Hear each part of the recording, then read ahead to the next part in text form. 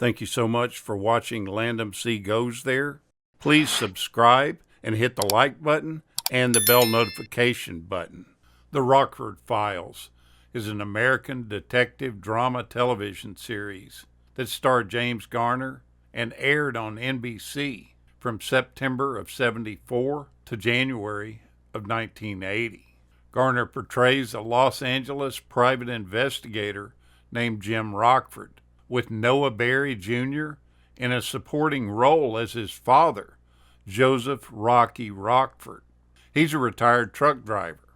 The series was created by Roy Huggins and Stephen J. Cannell. Huggins had created the television show Maverick that ran from '57 to '62, which starred Garner as well, and he wanted to create a similar show, just in a modern-day detective setting. The storyline for the series goes that James Scott Jim Rockford had served time in California's San Quentin prison in the 1960s due to a wrongful conviction. After 5 years, he was pardoned, not paroled, a distinction frequently mentioned in the plot points. His jobs as a private investigator barely allow him to maintain his weathered mobile home, which doubles as his office. It's set in a parking lot on a beach in Malibu, California. In the early episodes of the first season, his trailer is located in a parking lot alongside the highway on Beach Boulevard in Malibu and near the ocean. For the rest of the series, the trailer is at Paradise Cove, adjacent to a pier and a restaurant. In sharp contrast to the sharp-dressed television private eyes of the time, Rockford wears casual, off-the-rack clothing and avoids physical altercations. He can hold his own in a one-on-one fist fight, but is frequently overpowered when he's ambushed or outnumbered. You rarely see him carry his Colt Detective Special revolver because he prefers to talk his way out of trouble. He works on cold cases, missing person investigations, and low-budget insurance scams, repeatedly stating that he does not handle open cases to avoid trouble with the police. This self-imposed rule was relaxed in the later seasons, after trouble with the police became a frequent plot device. Rockford's fee as a private investigator is $200 a day, plus expenses. There's a few recurring characters that stand out in the show. The first being Stuart Margolin. He plays Angel Martin. He's Jim's former prison friend. He's absolutely hilarious. Angel is untrustworthy, a pathological lying con artist whose schemes constantly get Jim in trouble. Yet Jim remains his friend. The second important recurring character is Gretchen Corbett. She plays Elizabeth or Beth Davenport. She's Jim's lawyer and sometimes girlfriend through seasons 1 through 4. A contract dispute between her and the studio ended up getting her character cut from the show after season 4. Jim's father is Rocky, played by Noah Berry Jr. He's always nagging his son to find stable, less dangerous employment, often urging him to follow in his footsteps as a truck driver. And he also often wishes that Jim would just get married. The relationship between these two is an integral part of the show. He appeared in 101 episodes, and he usually becomes involved, like it or not, in his son's cases. That character of Rocky's father, whose real first name is Joseph, and people just call him Rocky, he was named after co-writer Stephen J. Cannell's actual father.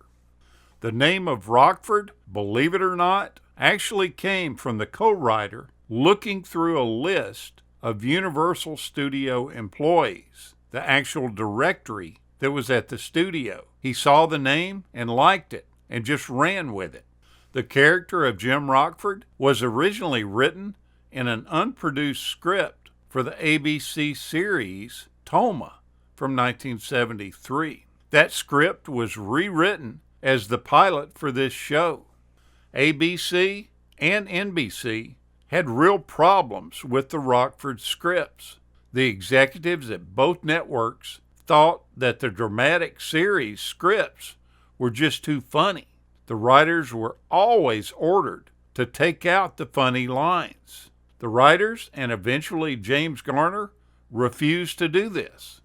That's what made this detective series so great and so different, was the funny side of it. James Garner accused Glenn A. Larson of plagiarizing episodes of this show, using them for his own shows. Garner filed a complaint with the Writers Guild, which found Larson guilty of this action, and he was fined for it. Larson then visited the set to make amends with Garner, but Garner wasn't having any of it. He punched Larson so hard, he crashed through a trailer. Now, Rockford's telephone number is shown to be 311-555-2368.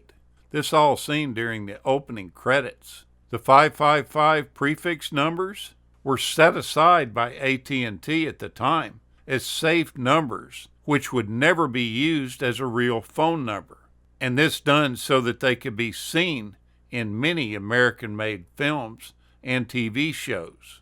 The 311 area code was not used in California or anywhere else at the time. Jim was a Korea War veteran, which is referred to at various times throughout the series. There was a late season 1 episode which dealt with Rockford's service in more detail and actually included a clip from a supposed home movie that was taken when he was in the service. Each episode began with the image of Rockford's answering machine, and the opening title sequence was accompanied by a message that was left on that answering machine. As the camera focuses on the telephone, it rings twice, then Rockford's recorded voice is heard providing the following greeting. "This is Jim Rockford. At the tone, leave your name and message, and I'll call you back." In total, there were 122 different messages that were created throughout the run of the original 6 seasons. Now, James Garner took the time to explain in an interview that Jim Rockford's license plate number 853-OKG was created by his agent, a person named Meta Rosenberg, who was a producer on the series and sometimes a director as well. That license plate actually stands for August 1953, thus the 853, when Garner got his first acting job, and the OKG, which stands for Oklahoma, his home state, and the G is for his last name of Garner, thereby making the plate read August 1953, Oklahoma, Garner. What a great series this is. Take a look back at this one. This was one of my favorite from that time period. It was funny, it was dramatic, it was always a weekly treat. Thank you so much for watching, and we'll continue to chase the classics.